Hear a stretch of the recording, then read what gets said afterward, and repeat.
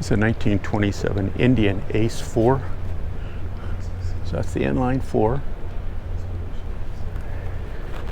This is a big investment for Indian right before the Depression hit hard and almost bankrupted them.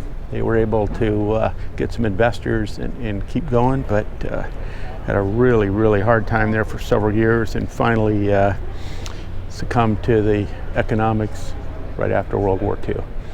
But engine was very, very, it's a nice, smooth engine for its time.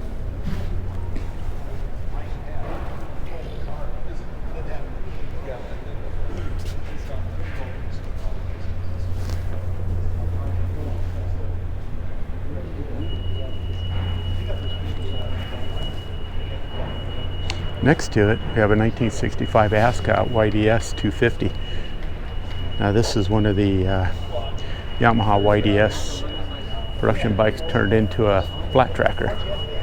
Don't see a whole lot of these surviving, but they were a giant killer in their day. Early two-stroke twin, more than held their own against the British bikes that were winning quite a bit in this displacement during the day.